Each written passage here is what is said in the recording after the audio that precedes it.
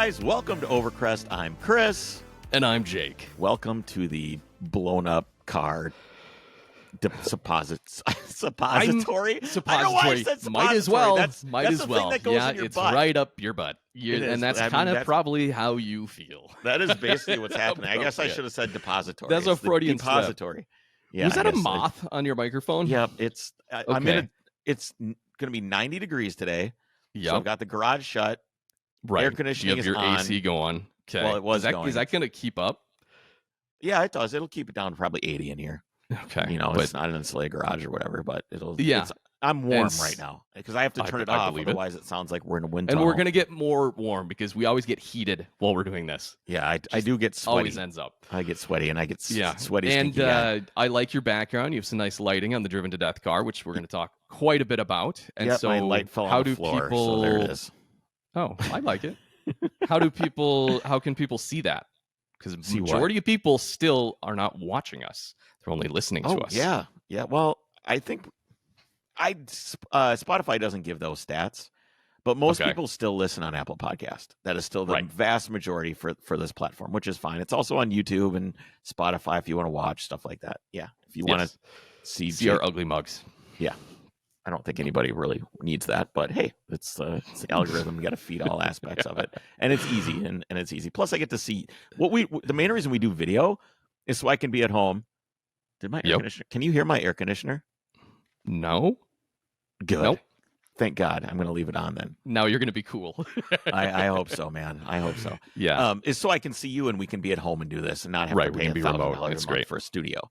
So and then since we're doing video, we might as well just record it and put it up, and there you go. Might as well. I like it. Yeah. All right, so we have a lot going on. Jeez. I mean, right? The rally is like all consuming right now. The rally and other things that we're doing, which are the ancillaries to the rally. Everybody knows we're doing a film festival. We've done the film festival the last couple of years. Everyone knows we're doing the scholarship program, which is building the car is getting huge, and the car is like kind of being a little bit of a problem. No, we haven't yet. What? No, we haven't announced what it is. I just talked to my friend Mike. The car is over with him at Likebow. Okay. So if you could, I mean, if you really want, what you're going to tell people to go over there? we already have said where it is. Yeah, and the guys at Likebow are building the car. I'm really excited about it. Khalil and Byron there are both extremely talented dudes. I love their style. They're going to be. I know that Byron's coming on the rally. I don't know if Khalil is, and then of course Mike Burrows from StanceWorks is right next door, and he's building his Quattro, and is going to be bringing that on the rally as well. So cool. There's all those things going on over there, and we're going to be doing some stuff with StanceWorks with the film festival and everything. Some partnerships. Some things coming down the road. I can just say that I haven't said much about it all because we're not quite ready to announce it. But hey, podcast listeners, you guys are awesome. You're a core. We'll give you a little bit of a little drip. So someone told me I need to give you grief. Why? Because you went to go get this motor and you rented a boring truck. What do you mean I rented a boring truck? What was I supposed to do to go get it? I bought a boring Audi. And so they were like, well, that's the same thing. Is it? Yep. Honestly. No, it's not. But okay, that's the stupidest thing I've ever heard. I did finally sell the Audi yesterday. Thank God. That's the only reason I wanted to bring that up. So I rented it. So it was either, here were my options. My friend Jake with a cool car and a trailer should do a road trip with me and go get it. Yes. But you gave me less than 24 hours notice. Yeah. So what? You could have done all your work from the passenger seat. You could have went, but you're lame and you didn't. So that's sure. That is what it is. You have a kid. The kid's a toddler. Could have sat in the back. No problem. You could have done it. Right. You didn't. You're boring. You're lame. Just got back from 6 hours to Road America. Dude, it's 6 hours. Who cares? I did the whole round trip in a day. It was fine. It's fine. The other alternative was I thought about taking the Mercedes, the brown one, because it has a trailer hitch. Okay. Thought about taking your trailer with me. Yeah. But it has the plug on it as a Euro plug. Sure. So I would have had to have. I was thinking to myself, I can get an adapter. It's on Amazon. It's $30. It's going to take 2 days to get here. This motor is cheap. I need to go get it. And how nice was it being in a brand new truck for like $100 that you don't have to worry about? Honestly, I did not like the truck. Oh, really? What was it? It was a new Ford F-150, right? No, it was a brand new Silverado. Oh, okay. Brand new. Yeah. But like kind of like fleety Fleet space, spec. white. Yeah, so total. Yep. It drove like it didn't drive like a truck. It didn't feel Okay. rugged. Yeah. Didn't feel trucky, where Okay. and it also didn't feel like a car. It felt like it was trying to Yeah. be all things. Oh, It's like a trying to be crossover. comfortable. It's trying to be like a car. It's So trucks are now crossovers? I don't know. It was, I think too many people are driving trucks every day for their daily drivers, and they don't really need a truck. So therefore, Yeah. manufacturers are being forced into making them livable as everyday vehicles. I could see Right? that. You know what I'm Yeah, saying? no, So I like, definitely could see that. I don't think, if I think of the truck that, I grew up around, which was like an old F-150, it was a truck. It had a bench seat. It had it was rugged. It was very utilitarian, and that was it. It was stiff. It was bumpy, but it did its fucking job, right? Right. It did its job as a truck. I feel like this thing, it was fine. I'm sure it does a great job as a truck. I'm sure that they've vanillaized out all the truck things, but it still does the truck things. I'm sure that's wonderful for Fred, who basically drives his Harley on the weekends, and he drives this truck down to his cubicle job so he can still feel like he's kind of a man with his truck, but he never actually uses it as a truck. But why does Fred deserve all this grief? Poor because Fred. This is the type he's of just person. Trying to make ends meet. He comes home. He's no longer drinking Bud Light. He's drinking Coors Light. He's got his truck. He wants to feel special. Well, he has to pull his little Alumacraft down to the lake every weekend too. That's true. So he can troll around for fish, and I'm just thinking of the avatar of a guy who drives a truck now, and it just it doesn't feel like I don't. So I've been listening to a lot of country music lately, and like mostly newer folky style country music. Not mainstream. Every once in a while, I go and I dabble in vintage, and there's a lot of talk about. There's one song I can't remember who it is. Maybe I'll the outro will be the song. I'll figure out what the song is, and it'll be the outro. But it's this song about a guy who really, really misses driving around in his grandpa's truck.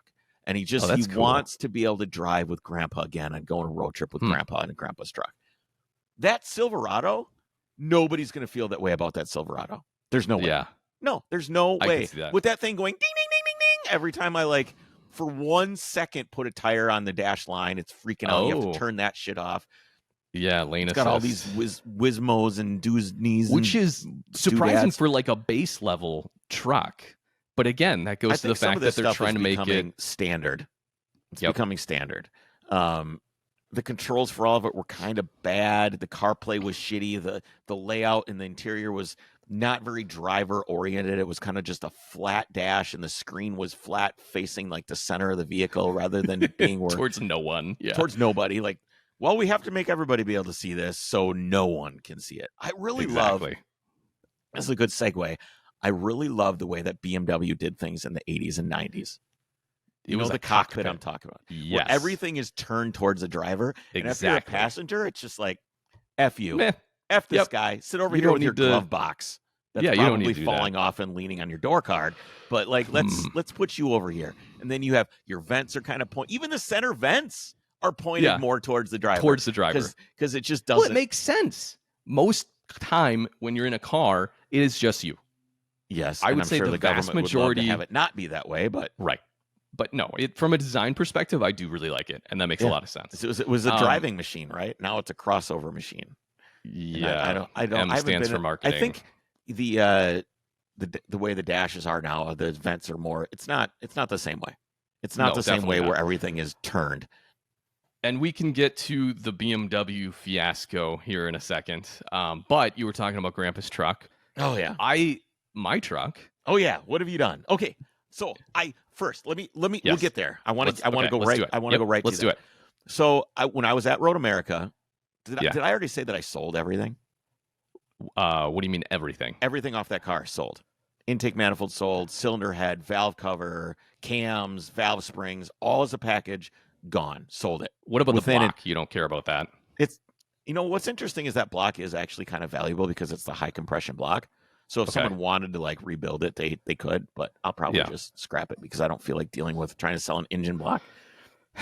That seems like hard. Not a if it was good, it would be easier. Anyway, so I sold all that stuff within an hour. Wow. It was gone like that. I had one guy that was really interested right away, so I gave him preferential treatment, and then he ended up buying it. But it was like, and as soon as all the Europeans woke up, all the people from Europe were like, "Oh my God, I'll buy it. What do you like? Can I?" And yeah. And then you have to deal with international shipping if that were the case. God, I wouldn't send a cylinder head international. Manifolds is no big deal, but someone bought your carburetors. Extra, I have the carburetors, and the guy didn't buy the carburetors with him, and he did go, the velocity stacks come with the manifolds, right? And I go, yeah, no, those go with the carburetors, and I think the carburetors with the velocity stacks probably worth around $1,500 to $1,700. The velocity stacks are really cool. And velocity stacks are not cheap. They are actually quite. And those expensive. are custom. Yeah, these are custom made. Yeah, these are custom made, 3D printed. And then my buddy Jake goes, I could use those carbs. Yeah. And then for a second I was like, for what? On what? Like, what the hell? Yeah, and I don't know why I've like lately, I think with my frustration with the 944 that I worked on a little bit, I've been like, I really want to work on a simple vehicle. And I was like, I have that. I have this truck, 64 C10. And it's funny how much interest I mentioned it the other week on the podcast. Everyone's like, oh, let's see it. I want to see it. So I started a build thread over on Discord. Oh, on the Discord, yeah. Yes. So I'm kind of going through the history of what I've done so far. All I hear on social is, I miss forums. Forums were great. Yep. I miss them. We have one. That's literally what we're doing. Overcrest Discord. I have an entire forum, build project threads. It's all there. Yep.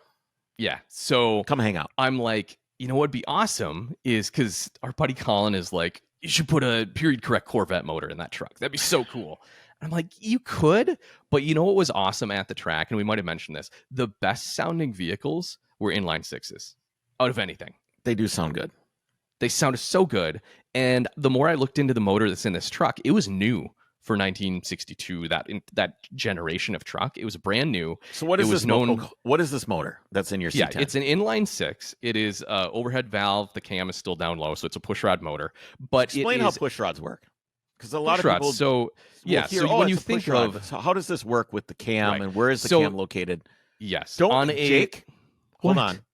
Don't boil it down. Don't go nuts describing this stuff. Sometimes you go too deep. You're right. Keep it basic. But some people like that. Okay, let's start with here's one of it. I'm gonna reverse. So I'm starting with a flathead motor because this does correlate to how it's developed, right? So a flathead motor meant that the valves were basically on the same plane as your piston, right? They weren't overhead, overhead valves. Yep. These were low. So where does your camshaft go on a flathead motor? It goes down low to operate the valves, right? In the crankcase. Traditionally, yes, your camshaft was always down in the crankcase, and there's a gear driving the camshaft off of the crankshaft.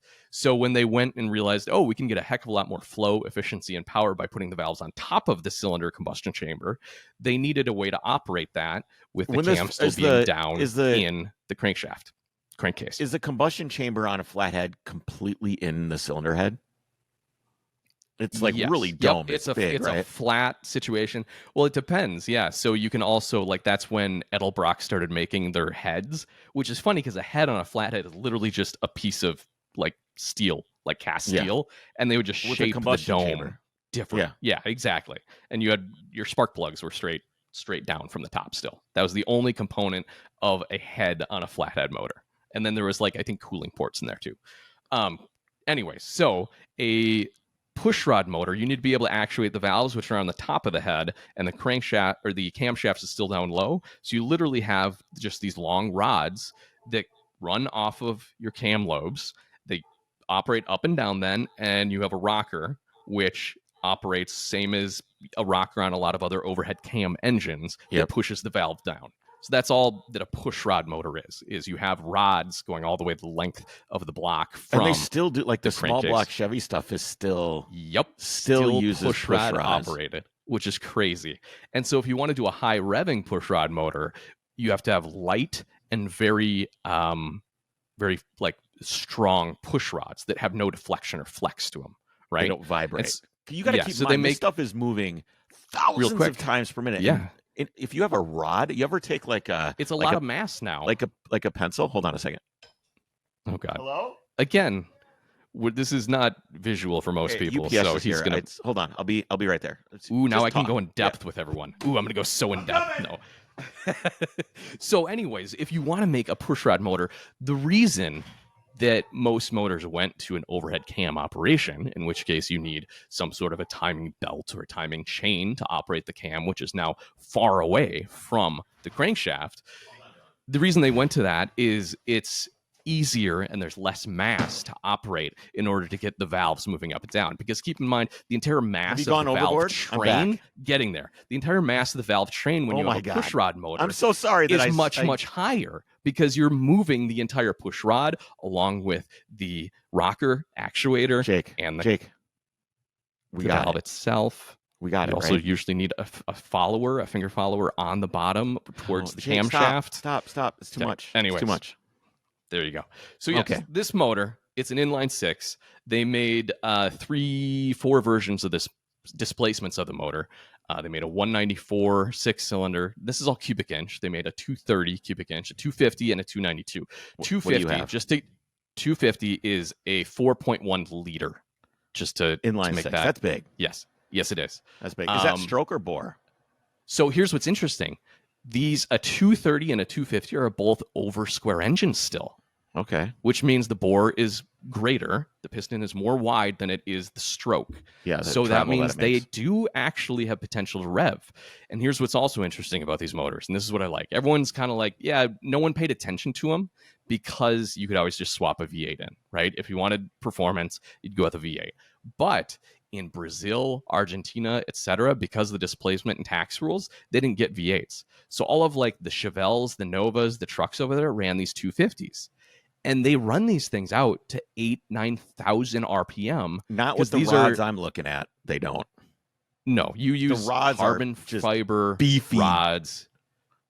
What? They make carbon fiber push rods. No, I'm talking about the actual rods. Connecting rods. The rods are massive. They're just so you do different rods. Yeah. That are lighter. But yeah, you rev these things out because they're over square, and you lighten up the valve train. Even with still a pushrod engine, you can rev them out that high. Which is really cool. Are NASCAR V8s pushrod? They are, yes. Okay, well, and those run 8,500. Oh yeah, absolutely. So it's possible. It's possible. So it's now possible. Here's the question. Yes. Your carburetor can't do that. You have a little downdraft, It's a single straw. barrel Rochester carburetor that I had completely remanufactured because the bushings were all bad on it, and I didn't want to go nuts. I wanted to get the car running well, or the truck running well, which I did a couple years ago. So it is a single barrel with a just log manifold going in. But I was like, how cool would it be to have side draft Webers on this thing? You told me this cylinder like 2 years ago. You were talking about this. I was like, rather than doing a V8 swap, I just want to make it look cool, sound cool, have big carburetors hanging off the side. I love that because that was my favorite part of the Driven to Death car. Literally, I love, and there's nothing that sounds. And this is my personal opinion, which is usually accurate. There's nothing that sounds better than side draft carburetors. They sound incredible. I wish I would have gotten a better video of this thing. I have no idea what it sounded like outside the car. Yeah, I never really did it. Yeah. Sad. It sounds wild. I bought your carburetors, then we were like, well, what are we going to do for an intake manifold? Well, guys did this. And I was searching for a long time trying to figure out, because they used to make the exact intake manifold to put these side draft Webers on this block.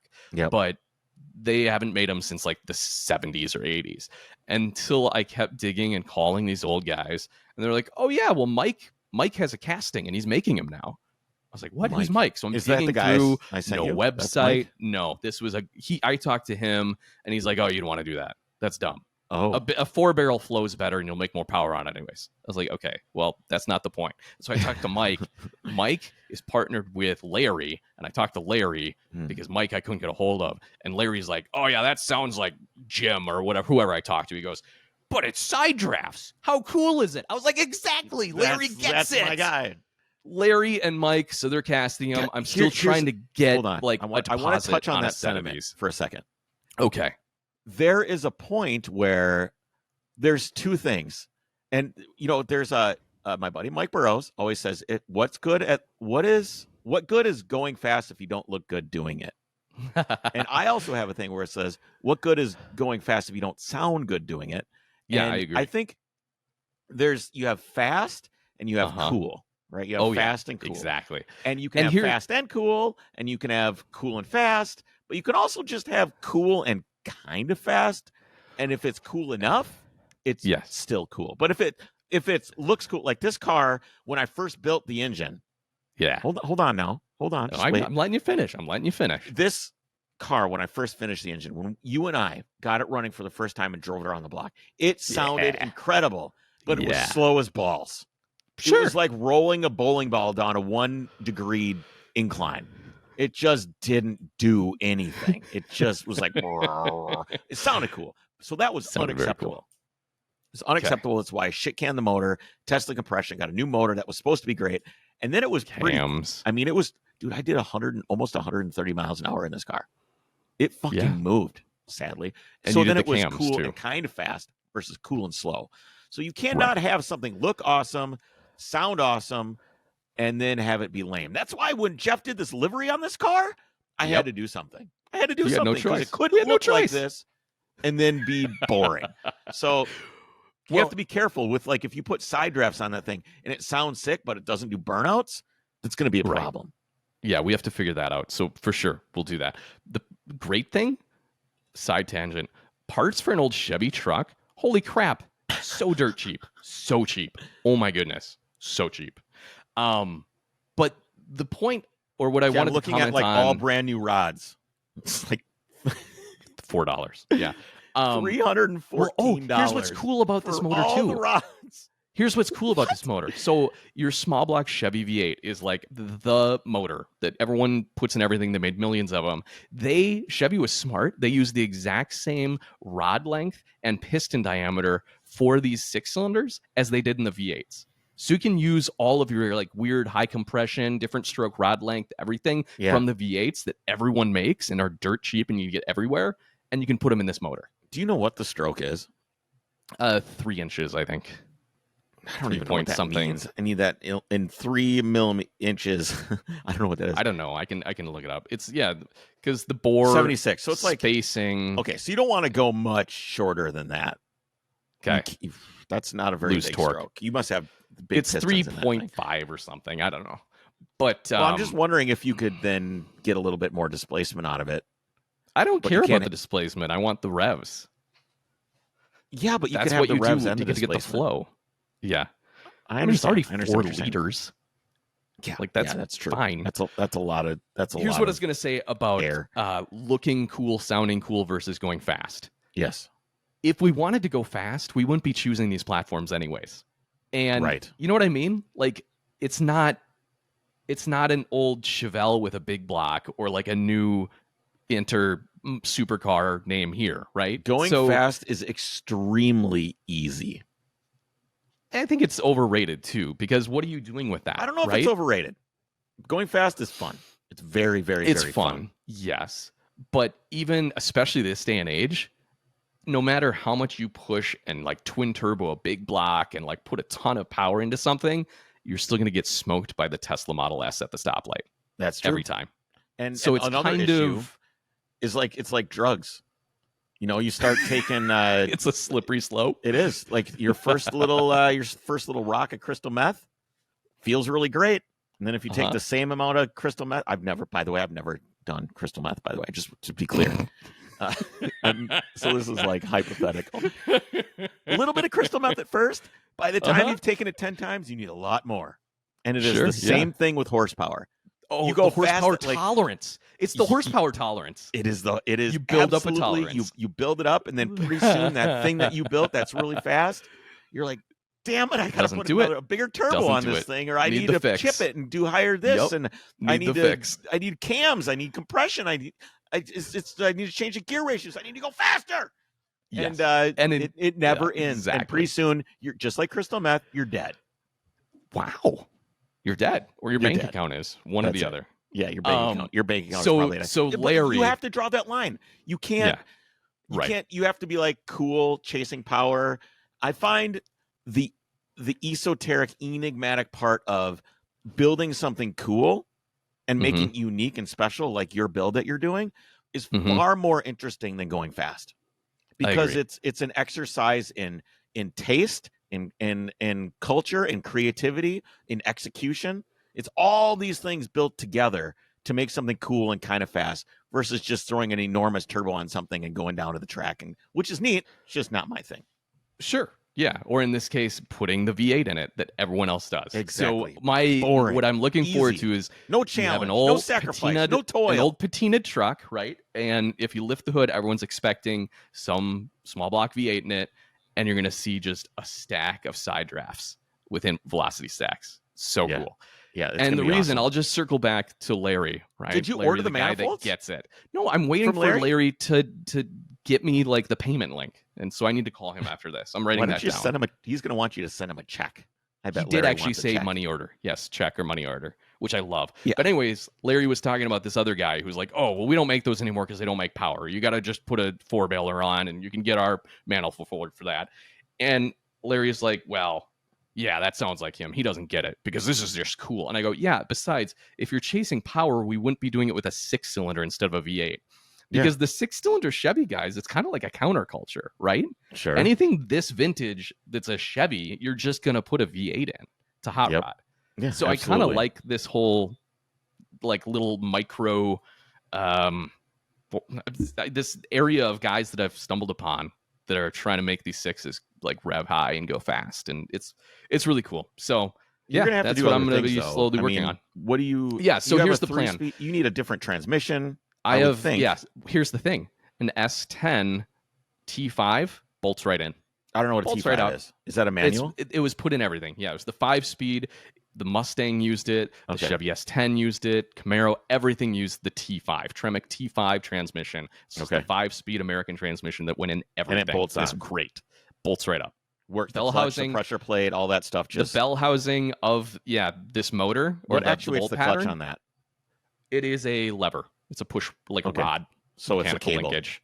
A cable pulls. There's no cable. It's literally a rod with bell cranks, like the 911. I like that. That probably has a good feel. I bet that feels good. Well, right now it's just a long, But right now you've got a situation. But like when you have like a nice clutch in there and a nice pressure plate. So 5-speed that'll feel good shifting, can actually use gears, and the rear end is like a 12-volt rear end that everyone puts in their hot rods, and it's like the rear end to use, and you can just get a quick like limited slip and different gear ratios. 12, and I think everybody else thinks you said 12 volt. I was like, a 12 volt rear end? Is this going to be a hybrid? Bolt.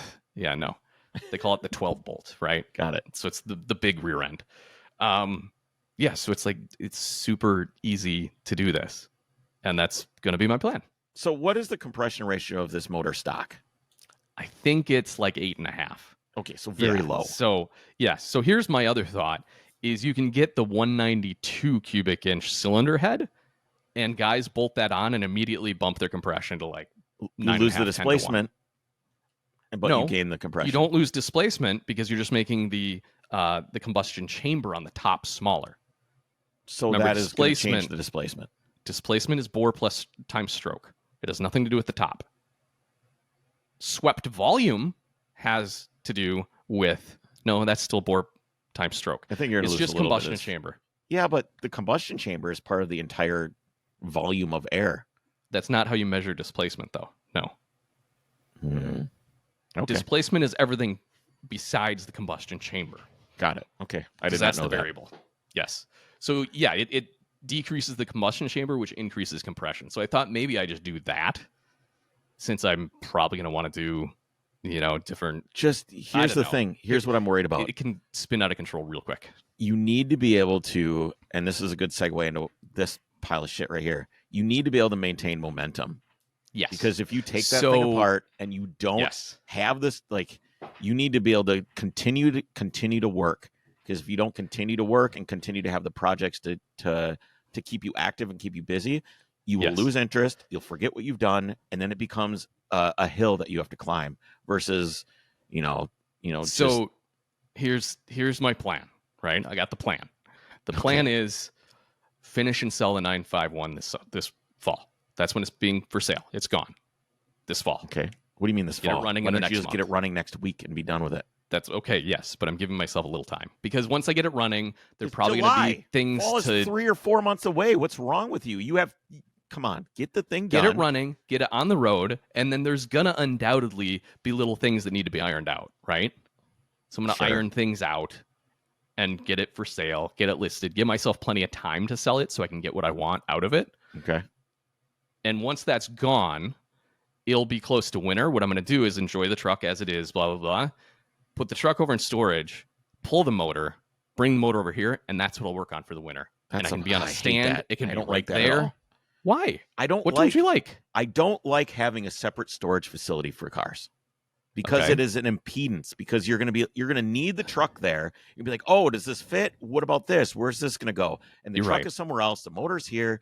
Well, maybe I'll just bring the truck over in the third stall. Fine. Just have the truck there. I'll have the truck there. Trying to give myself in and out if you need to. Yeah. If it's in a different place. Yeah, that'll be. I don't understand how people do it where they have a shop where they go to work on their car. That just seems like a hurdle to working on something. Oh, I have to leave to go work. Most people, I was going to say, good. most people can't just go in the garage anyways. And, you have to basically, okay, this is what I'm doing on Saturday. Like you schedule it ahead of time. Sure. You have to plan for it. Well, that means that you've made too many other poor decisions in your life. Yes, 100%. You've made yourself too busy. Me. Yeah. Yes. You've forced yourself into being too busy. Anybody that says I'm too busy needs to work on their time management. Correct. It is a choice, and you just need to own that. I agree with that. So anyways, what I'm saying, long way to say that is that's going to be the winter project. Okay. Yeah, that sounds fun. I'm all for it, and I'm excited for something cheap, old, simple to work on. Not vacuum line nightmare from the 1980s that is the worst car to work on, period.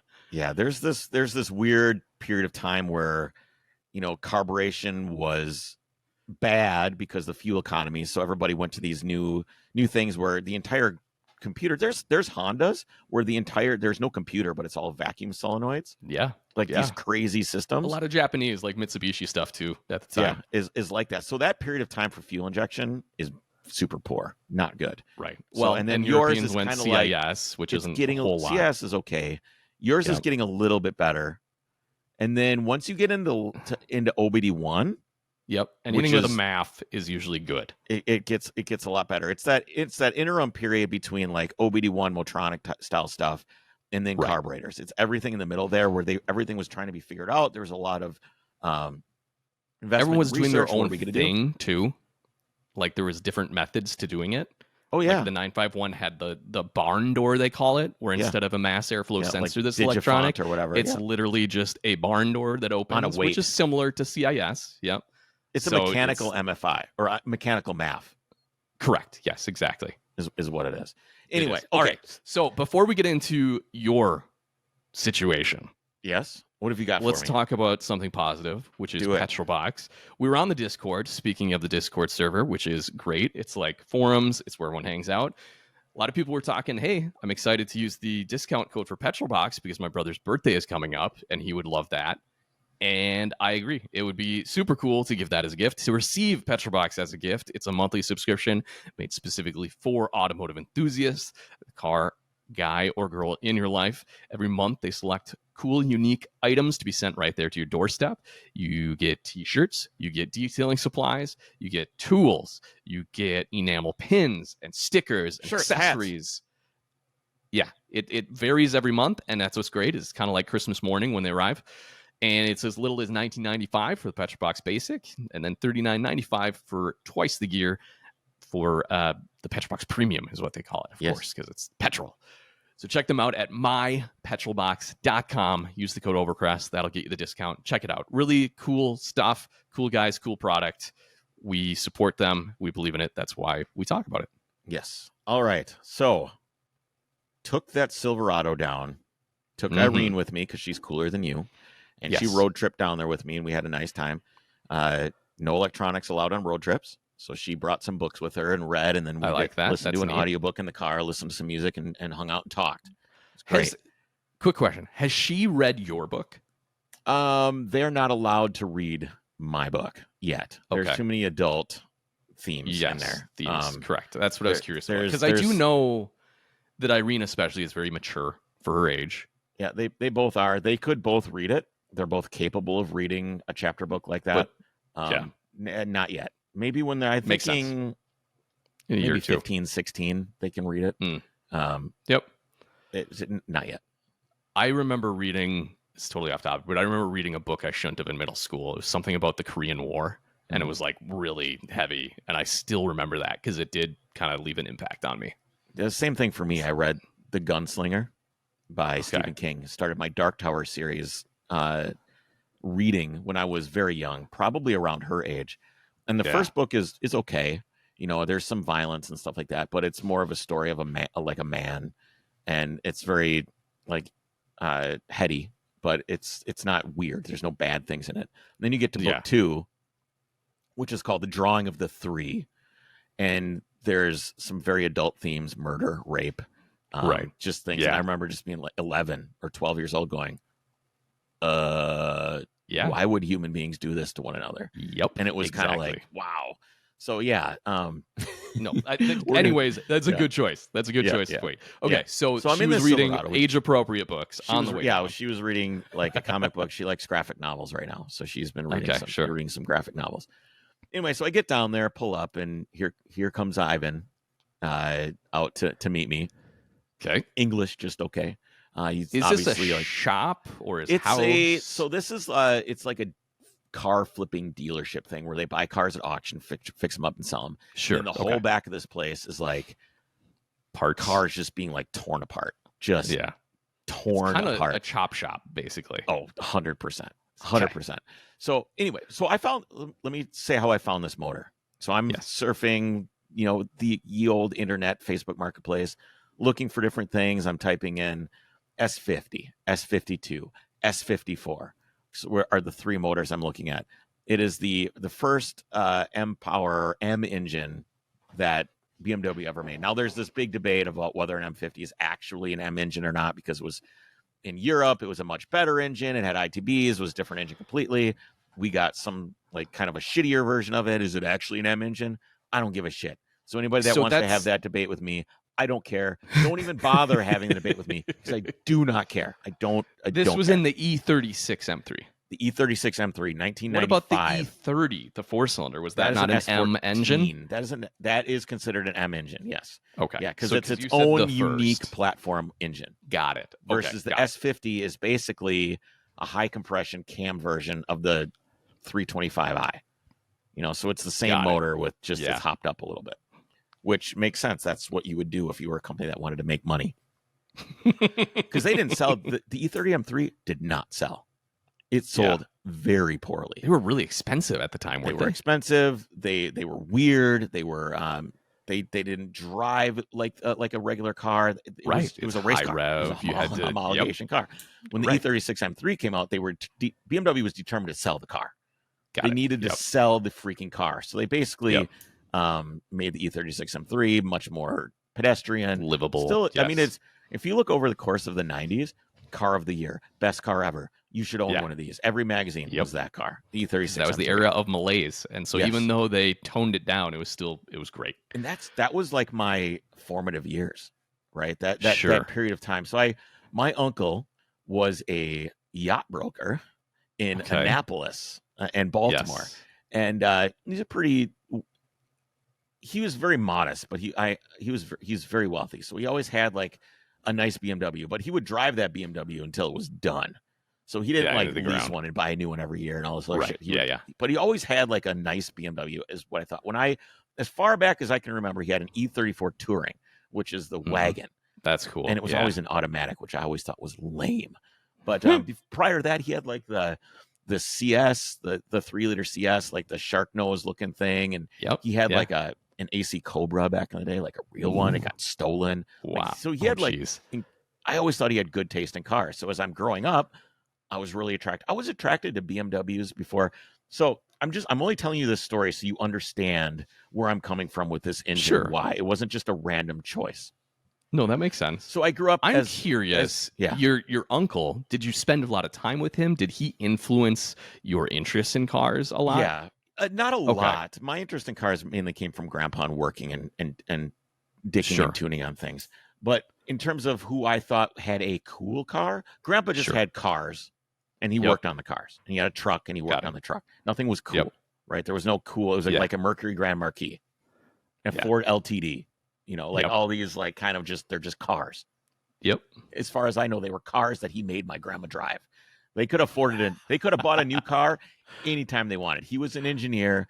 She was the secretary. But he was very pragmatic. Yeah, big time. And he ended up buying my grandma a Lexus, like a very new Lexus at one point, because she finally was like 70 years old and had enough. Anyway, so that was kind of like the utility of it, and that's where like the fixing of things came from for me. But the cool side was always growing up around. He always had a BMW, and I just remember thinking it was cool. And as a kid, you don't really have a definition of why it's cool. It just was. I think it was the fact that he's always on sailboats. He had a nice house. He had the car. And it was just kind of like this East Coast lifestyle. Yeah, you looked up to him. Yeah, I did, and I would always talk to him about cars. And I want a BMW when he would come over, and I remember, like, those pamphlets that you would get at the grocery store, and you'd open it up and have all the cars in it. I remember opening one of those up, and it had a white 325 iX, which is an E30, but it had the old Car Trader. Yeah, the magazines, like the newspaper print. Yeah, they're still there. I think. Are they? I've seen a few here and there. I think it's more in smaller towns out in the West and the South. Yeah. Anyway, so I saw like this E30. It was white. It was at a car dealership like 20 minutes away. And there was like this, something in my mind convinced me that if I played my cards right, I could convince my grandfather, the most frugal, pragmatic guy ever, to buy it for me. And I was like 16 years old. And looking back, you're like, how did that ever enter your mind? There's no fucking way. Yeah. There's no world. There's no, I believe in multidimensional reality and the multiverse. Yeah, none of those multiverses. There's no reality. There's no reality in which he bought me that car. None. Yes. Okay. Theoretically, so all the realities are possible. Not this one. Okay, it ain't gonna happen. So anyway, for some reason he's like, "Let's go look at it." So I'm like, "Oh my god, yeah, this is great! It's happening. Go look at this car. Yes, this is awesome." So we go and we look and we do a test drive, and I test drive this manual. And the only reason I knew how to drive is because I'd stolen his Mazda 626 out of the garage, and then my mom's boyfriend taught me how to drive stick on his truck in a parking lot. So I did know how to drive stick very early, and that was when I was like 13. Yeah. So I knew how to drive stick very, very, very early. So we drove it around, and I was like, "What do you think?" And he's like, "It's a nice car. Let's go." I'm like, "What? Like, what was he doing?" He totally just toying with you. I mean, cock blocked me to the maximum. That's funny. Major blue balls. Major blue balls. It was all the touching above the clothes and then nothing else. It was awful. It was absolutely awful. So I didn't get the E30, but what I did get is ended up being around. Then I ended up driving their cars or whatever. I didn't have a car, but then I got a Rabbit because he saw Y2K coming and he wanted a diesel Rabbit because it would survive the computer apocalypse. The coming apocalypse. Yes. So I went from seeing this BMW stuff and knowing what M3s were and going and getting the film with Clive Owen and Drive and from the BMW dealership. Yeah. And my buddy Joe, at the time, Joe Pfeiffer, when I was growing up and worked at Best Buy with me, his dad was also really into BMWs, and he had an E39 M5, right? Like all this stuff that kind of like happened over the course of time. And I ended up with a Volkswagen Rabbit diesel. Yep. So it's kind of like going to dinner and someone orders you want the food that you see on the menu, but someone else orders for you and you get it and you're hungry, so you eat it anyway. Sure. That's kind of what it was. It's like I didn't really want it, but I could drop the clutch in first gear and it would spin a tire and make some noise. So I kind of like adapted and fell in love with Volkswagens. Here's the thing though. This is all good because how big of a dick would you have been had you been able to get that E30 that you wanted as your first car? Yeah, fucking A. What a ridiculous. Okay, so this is, you got to keep in mind, this car is only 5 or 6 years old in the mid to late 90s or whatever it was. I suppose that's a newer car. It's a newer BMW, right? It was newer. I would have been such a jerk off if he had bought me the car. I think it was big time. I think it was like $7,000 or something too. It was like, yeah, because it was pretty new. There's no world in which that ever should Nope. have or would have or could have happened. I'm glad it didn't. So I ended up with Volkswagens. So that's where like the fork in the road happened. Before that, Yep. it was all BMW all the time. I loved the style. I loved everything about them. And then I got the Rabbit, and that changed everything. So I do have this desire for BMW, and I bought the E39 M5. I've had one of those. I've had an E30 Touring. I once test drove a 325 IS and E36 at a dealership and drifted it into a curb and drove it back with a bent rear subframe. Have I never told you that story? No. What happened? Did the dealer not even know? Yeah. Okay. So there was a green. Hold on. What is the statute of limitations? Like, how much time has passed here? Enough time has passed. There was a green 325 IS for sale at Motorworks BMW here in Minneapolis. So this must have been like 2002, maybe 2003. All right. So this period of time. I'm like, I got to go look at that thing. I don't know if I saw it online, or I used to just go to the dealership, because you couldn't just look at there was no online. It wasn't as good as it is now. So you would just go look. What do they have for sale? So you'd go drive through the parking lot on a Sunday when they were closed, so nobody would bother you. Saw this car, went back probably Monday or Tuesday, whatever. I want to test drive that. They said, okay. Photocopied my driver's license and my insurance card. I hop in this thing, and I do not remember who was with me. It was probably my friend Jeff Keggy, who is the son of the drummer for a Night Ranger. It was kind of funny. Sister Christian. Okay. Yeah. Okay. He's really into cars. I did him dirty a long time ago. He doesn't like me anymore. That's okay. Not good. I feel bad. Anyway, if you're never listening to this because you hate my guts now, I feel bad. Anyway, so me and Jeff, I think it was Jeff, we're driving in this 325 IS. He had an Acura Integra GS at the time. Sure. The earlier one with like the dildo looking shifter. And so he had a much cooler car than me, because I think I had a 1995 Volkswagen Passat at the time, which I got a Tectonics chip in. I was feeling pretty dope. Ooh, was that the VR6? So or still just no 2-liter. Yeah, 2-liter 8-valve. Yeah, no VR6. And the Integra, that has a manual 4 headlights, didn't it? No. This is the earlier. It's the later.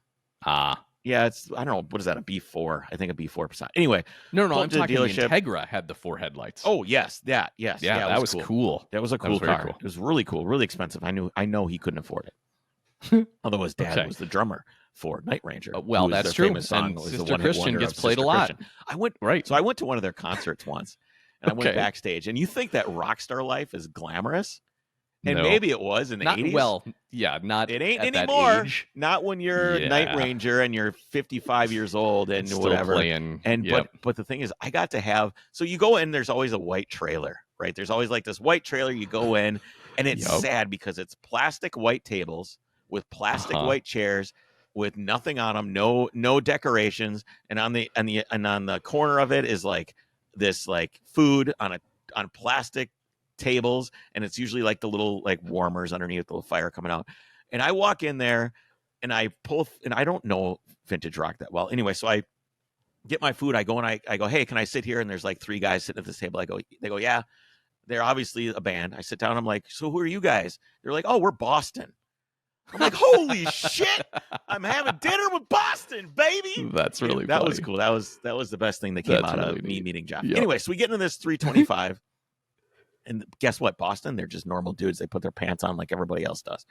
I get in this 325 IS, which I'm like, oh, this is an IS. It's got a limited slip. Dope. You're all excited because it's like high perf. Like, let's go. Let's do this. Okay. And it's a manual. So I'm driving, and I pull up to the stoplight, and like an Oldsmobile Aurora pulls up next to me. And those actually had pretty decent power. I don't know what they had, but they had a pretty, like, I think maybe they had the 3800 V6, which was a pretty decent hot motor. At the this context of at the time, I know. Obviously now I don't want an Oldsmobile Aurora engine, but at the time I'm thinking, oh, that thing's pretty fast. I mean, the guy looks over when he starts revving his engine. I'm like, fuck yeah. Did they even come with a manual? I don't think they did. No, absolutely not. So he was neutral. Aurora was a very nice luxury car, like plush interior. Okay. You don't know what an Oldsmobile Aurora is? No, I do. Yeah, I can picture it. Yeah, it's like a luxury They were car. very rounded looking. Yeah, very egg-shaped. They look like an Oldsmobile Taurus, but nice. Kind of. Oldsmobile Taurus. Sure. Yeah. Okay. Except so that's the wrong. I'm that's going Ford to race versus this guy. GM. So I'm going to race him. Yes. I'm going to race this dude. So Yes. light turns green, drop the clutch, first gear, let's fucking go. It is dead nuts. We're pacing each other. And we go about a block, and I'm in third gear, and the road turns to the left. And his front-wheel drive left Aurora, or right?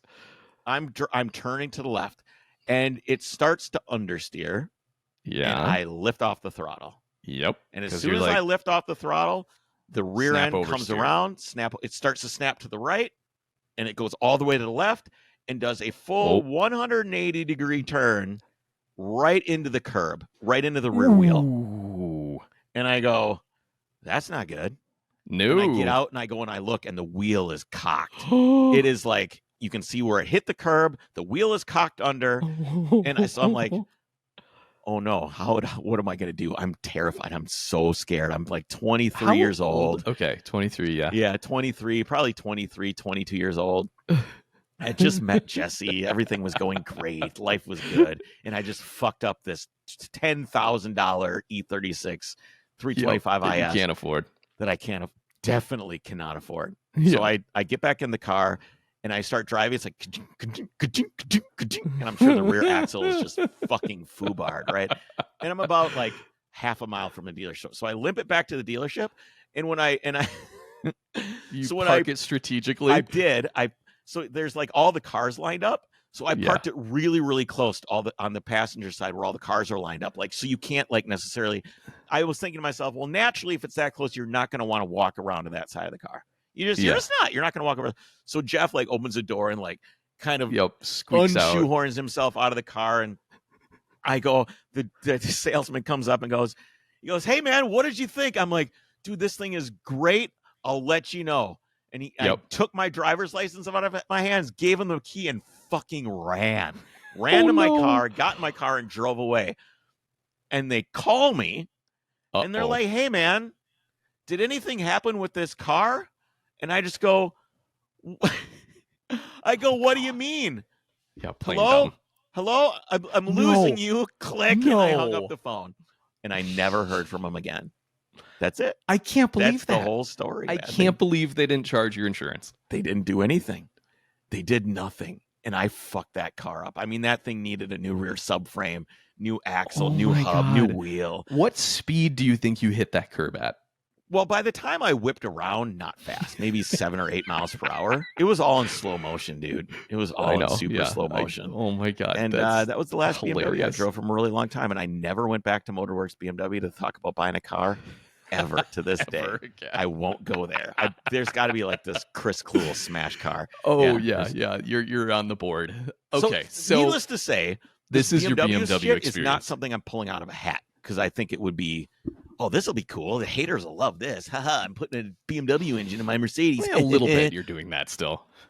I want this motor, and I have this car. It's the same form factor.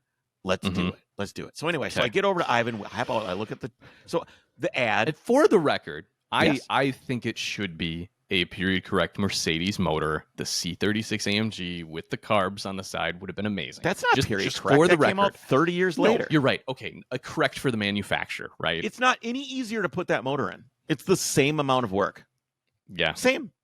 So why not just do something for the record? interesting? Some people aren't going to like this, obviously. I don't. And I don't either. How much do you think I care? On a scale from 1 to 10. Honestly, I think that empowers you even more that you know people don't like it. And the more people are going to be like, this is dumb, you're going to be like, yep. It's not why, but I know. But sure. You're not in it for the haters. But I'm not. That's not why I'm doing. I just want to I told that whole story just to understand that I'm not trying to just, it's not an algorithm for the gram thing. I'm doing it because I want to do it. I want this. I wanted one of these engines my whole fucking life. Yep. And I can't afford any E36 M3 anymore. So but I got one of the motors. So anyway, so this motor's, I look it up. It's on Facebook Marketplace. He's got videos of it running. Yep. He's got videos of each cylinder's compression number, which is 185 to 180 across the board.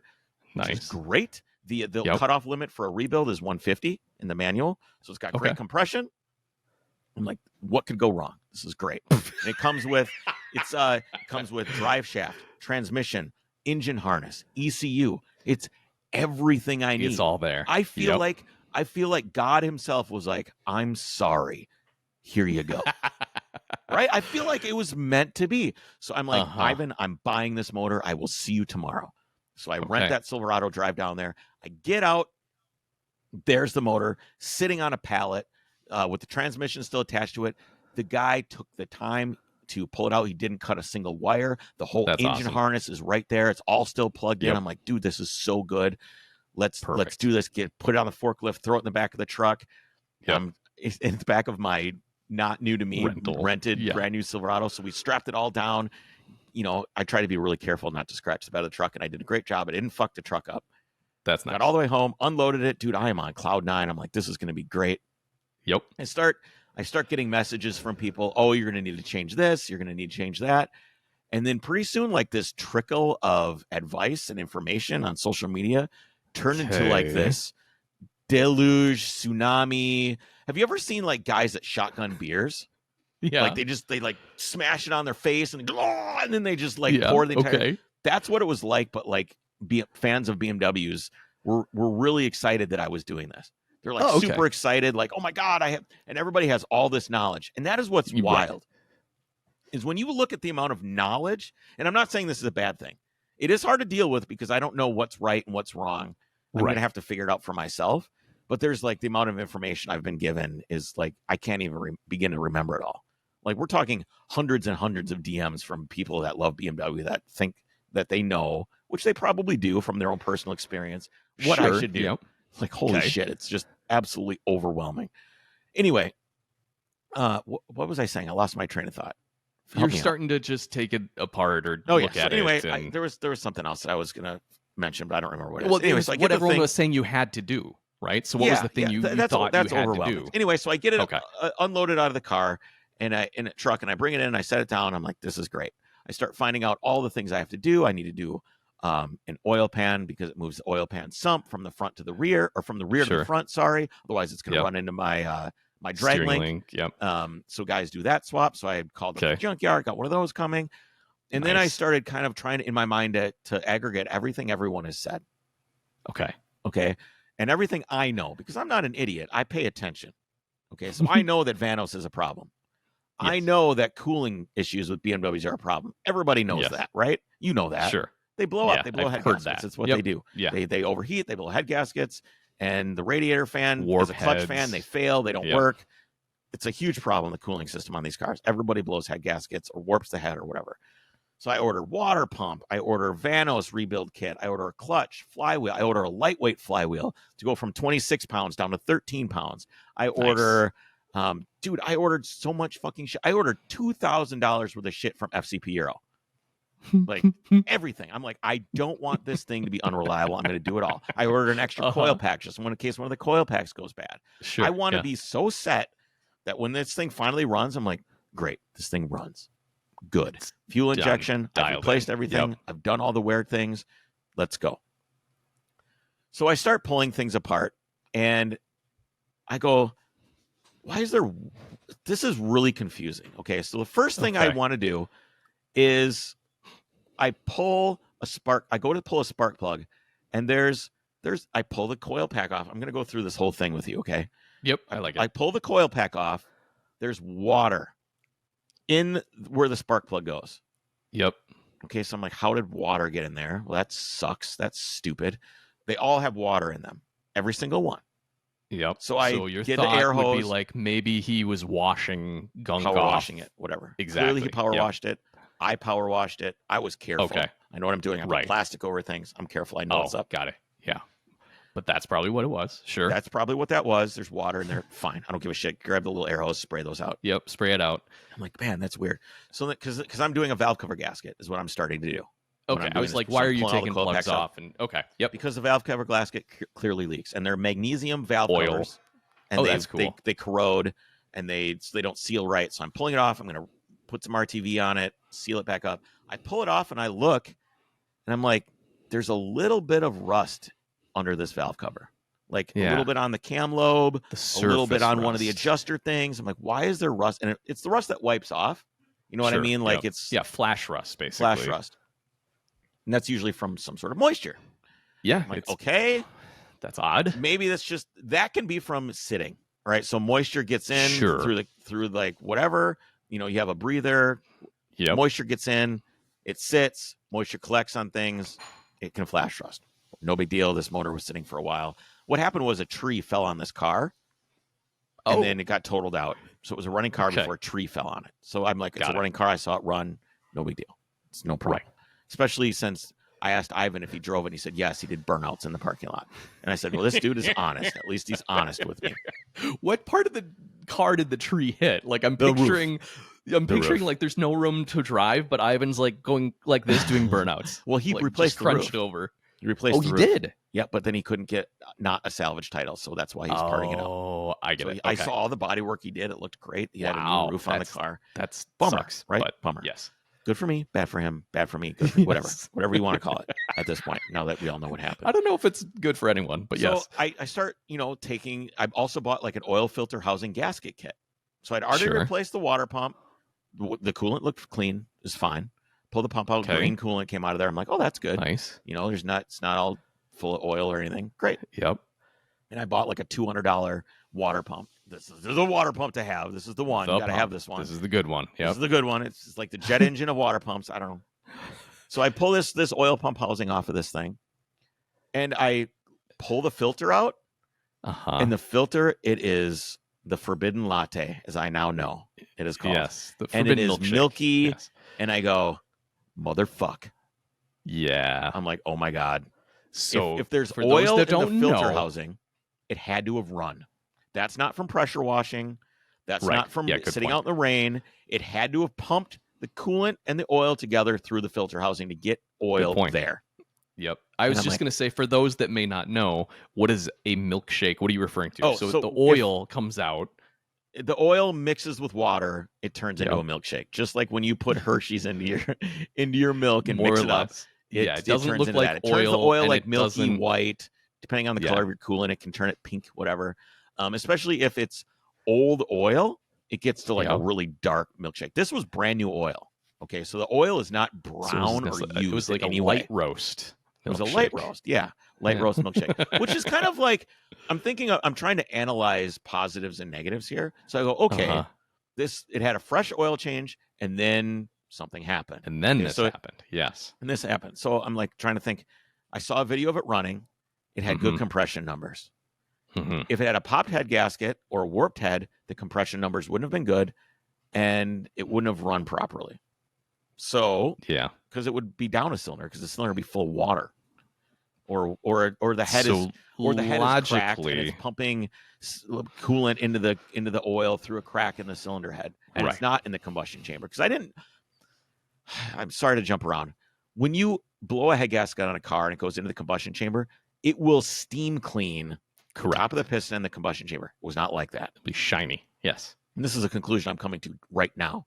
I bet there's a crack in the cylinder head somewhere that I have to find and figure out where it is.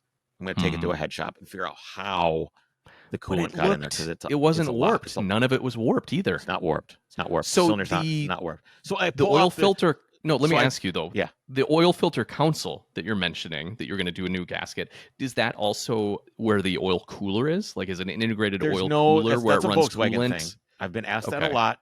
That doesn't exist on this. You know what I'm talking about. Okay. Yeah, I didn't see anything like that. So it's not mixing that way. Definitely a thought I had. It's a good idea, but no. I'm not sure exactly what happened, but it happened. Okay. So regardless. I go to drain the oil, and it glorps out. Glorp is the word that I would use to describe it. Yes. And at this point, I'm texting Ivan being like, dude, why is there water in this crankcase? Everywhere. Yeah. And the response I expect to get is, I don't know. Sorry. Yeah. As is. And he responds, oh no, I am so sorry. I didn't know. And I'm like, in my head, I'm like, how do you not know? How do you not know? How do you not know this happened? Because you can see that on the dipstick too, by the way. I looked at the dipstick the first thing I did, and there wasn't anything on the dipstick. So it was like interesting. Just below, like, I don't know. Didn't see anything on the dipstick. It's strange because it wasn't super mixed. Like there was oil separate from water. I don't know what happened. Did it like just happen? I think I think he was doing burnouts in the parking lot of the place. And because it's an oil filter, it had to have circulated, meaning it had to run that way. I think he did a burnout, popped the head gasket, and then took the motor out. That's what I think happened. That would there's maybe explain the lack of a clean piston too. Yeah. It wasn't running long enough to clean it. Yeah, I don't know. Theory? You would see that. You would see it. He would have known because it would have been pluming white smoke. I don't know exactly what happened here, and I'm conflicted on whether I trust Ivan or not. But I'm leaning towards trusting him, and this is why. So I pulled everything apart, looked up to pull the oil pan off, and I go, Ivan, there's a ton of water in this crankcase. There's flash rust inside on the block of the crankcase. All the bearings look good. I pulled the bearings. Everything looks great. From that perspective. Good. He goes, what do you want me to do? And I said, well, I think this motor is basically a core. Okay, it is basically, in my mind, it's a core motor. It's probably worth $600. I go, what do you think is fair? And he goes, I'll send you $1,500. Wow. And I went, okay, that sounds great. And like the honor and honesty of him doing that leads me to believe that he didn't know that it was bad. Right. He just would have told me. He just would have said it. Right. So he sent me the money. He sold me the money. He gave me the whole package was $3,800. He gave me $1,500 back. So almost, 35-40% of the money back. And with that money, I can make the engine right again. Sure. And then I'll have a rebuilt cylinder head. I'm going to rehone the cylinder walls. I've got a lot of advice on this. Are you going to pull the pistons in order to do that? Yes. I'm going to pull the pistons out. Yeah, I should, right? Yeah. I think I'm going to pull the pistons out. I could put them at the bottom and then just redo it that way. Well, that's what I was wondering. I think it's at this point it's pretty easy to pull them out. Just pull the bearings off. You already have the pan off. You have everything off. It's better to just do it that way. And you're gonna do rings then, I suppose, if you're pulling those. I got some advice to not do the rings. Interesting. Just leave the rings there, unless I ended up needing something. Yeah. Yeah. Basically, I need to hone it. Look, because there's corrosion on the combustion chamber. There was some rust. There was water in the combustion chamber. 100%. I saw it. There was rust dripping down. See, that doesn't make sense. I was going to say maybe in the head gasket it didn't go into the actual cylinder, but it broke between an oil passage and a water passage. Very but possible. Then it shouldn't have gotten in the cylinder. All things are possible at this point. Anyway, that's where we're at.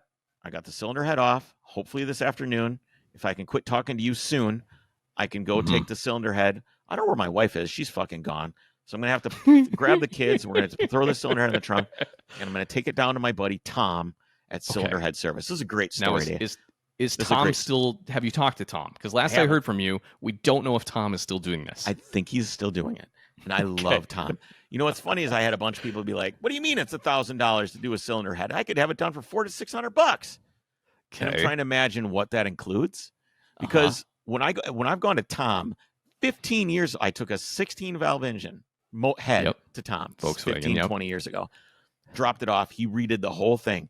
It needed some new valves, and he did the whole thing. It was like $900. This is 15 years ago. I paid $900. Ooh, but it is perfect, right? Yeah. It's perfect, and everything is done perfectly. Like the guy's neurosis almost makes it worth the money because I know how well it's done. He does like a 3-angle valve job on everything. Cool. It's just like, I mean, it's just perfect. You know what I mean? All right. Well, hopefully Tom's there so I can bring a Chevy head to him. Yeah. It's like, do you want the best job or do you want the cheap job? That's probably okay. Right. Or do you want to pay the money and know it's 100% done correctly? Right. Exactly. I mean, it's going to look like a brand new cylinder head. It'll look brand new, like straight out of the factory. It's going to look perfect. Anyway, so I took this 16 valve head to him, had it redone completely, paid $900, took it home, threw it on Jesse's car, and dropped a washer into the timing belt, tried to start it, and bent all the valves in the head because that thing was 12.5 to 1 compression. It was a serious motor. Pull the head off, take it back to Tom. He goes, if you pay for the valves, I'll do it for free. Wow. So I bought the valves, gave it to him, and he dialed me in 100%. He's quality. He's a really good dude. I hope he's still there. This is 15 years ago. He's a happy guy too. I really like how happy he is.